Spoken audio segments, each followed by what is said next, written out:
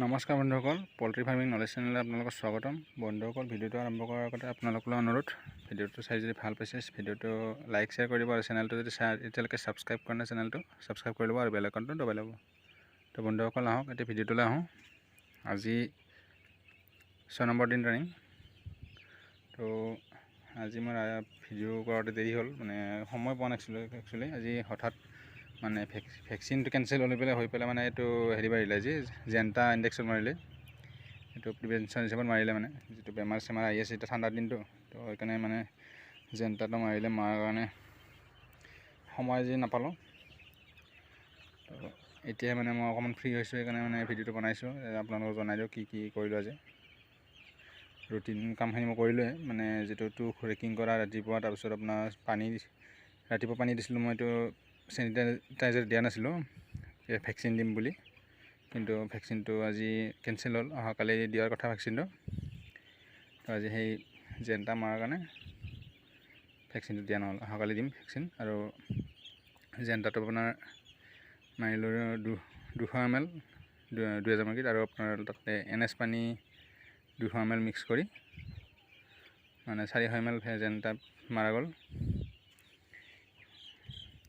তো এইটো মানে এতিয়া বৰ্তমান CRD RD এইবিলাক ধৰণৰ বহুত বেমাৰ আহি আছে, সেইকাৰণে অলপমান প্ৰিভেনশ্যন এটা দিয়া গৈছে। এইটো কোম্পানীৰ পৰাই মানে দিছে, চব মেডিচিন কোম্পানীৰ পৰাই দিয়ে, কাৰণ কিন্তু পইচাটো আমাৰ পৰা লয়।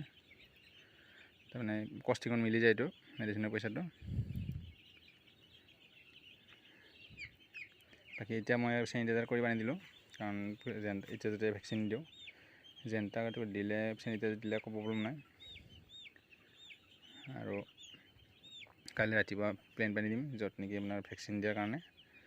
কালি ভেকচিনটো দিম, দিনৰ ভাগতে দিম ভেকচিনটো। হয়তো ৰাতিপুৱা 9টা আবেলি দিম, মানে ৰাতিলৈ নৰখোঁ, কাৰণ এতিয়া ঠাণ্ডা আছে, দিনতে দিব পৰা যাব।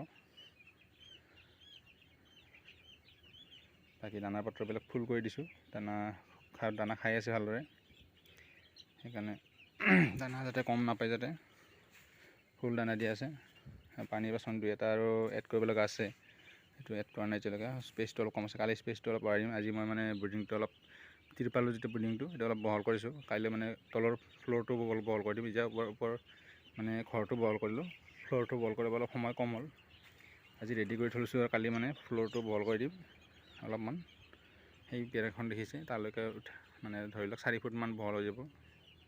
স্পেচটো অলপ বঢ়াই দিয়া ভাল, নহ'লে গেছৰ প্ৰব্লেম হ'ব। নহ'লে আপোনাৰ সৰুতে যদি গেছৰ প্ৰব্লেম হয়, পিছত আপোনাৰ মৰ্টেলিটি হ'ব এইবিলাক ডাঙৰ হৈ পেলাই। সেইকাৰণে ঠাণ্ডাত স্পেচটো মানুহে ঠাণ্ডাত কমকৈ দি থাকে, এইটো কৰিব নালাগে একচুৱেলি। যিখিনি চাফিচিয়েণ্ট স্পেচ যিকোনো পদ্ধতিৰে দিব লাগে, নহ'লে পিছত এইটো আপুনি মানে লছৰ সন্মুখীন হ'ব লাগিব। যাতে এছাইটিছ বেমাৰটো বৰ ডেঞ্জাৰ, দেখাত একো নাই কিন্তু লছ বহুত হয়। মৰ্টেলিটি মানে ৰেগুলাৰ 10টা-15টা মৰ্টেলিটি হৈ থাকে এছাইটিছত, ডাঙৰত মানে 1000 মুৰ্গীত। তো সেইকাৰণে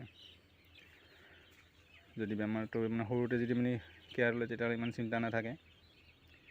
তো মই যোৱাবাৰো এনেকুৱা এছাইটিছৰ প্ৰব্লেম পোৱা নাই। মই এনেকৈ স্পেচটো ভালদৰে মেনেজমেণ্ট কৰিলে এছাইটিছৰ ইমান প্ৰব্লেম নহয়, কাৰণ স্পেচটোতে বেছিকৈ স্পেচ দিব পাৰিলে গেছটো কমি থাকে। গেছ কমি থাকিলে আপোনাৰ এছাইটিছ বেমাৰটো নহয়। সেইকাৰণে স্পেচটো সময়মতে ইনক্ৰিজ কৰিব লাগে। বাকী বন্ধুসকল দেখিছে, মানে মুৰ্গীৰ ৱেইট প্ৰায় 150 গ্ৰাম প্লাছ হ'ব। ওজন কৰা নাই, অহাকালি আবেলি ওজন কৰিম। তো আপোনালোকক জনাম অহাকালি ভিডিঅ'ত, যদি ওজন কৰি মই কিমানখিনি আহে এভাৰেজ আৰু এফিচাৰ কি থাকে সেইটো জনাম। বাকী এতিয়া হিটাৰ জ্বলাই দিছোঁ, মানে স্পেচটো বঢ়াৰ কাৰণে ঠাণ্ডাটো অলপ বেছি হৈছে। ঘৰটো অলপ বহল কৰাৰ কাৰণে অলপ স্পেচটো ঠাণ্ডাটো অলপ বেছি পালে, সেইকাৰণে এতিয়া হিটাৰটো অন কৰি দিছোঁ, যাতে ঠাণ্ডাটো কমি যায়। তাৰপিছত অফ কৰি দিম। তো বন্ধুসকল, ভিডিঅ'টো শেষলৈকে চোৱাৰ বাবে ধন্যবাদ। যদি ভিডিঅ' চাই ভাল পাইছে, ভিডিঅ'টো লাইক শ্বেয়াৰ কৰি দিব, আৰু চেনেলটো যদি এতিয়া ছাবস্ক্ৰাইব কৰা নাই চেনেলটো ছাবস্ক্ৰাইব কৰি ল'ব। ধন্যবাদ বন্ধুসকল।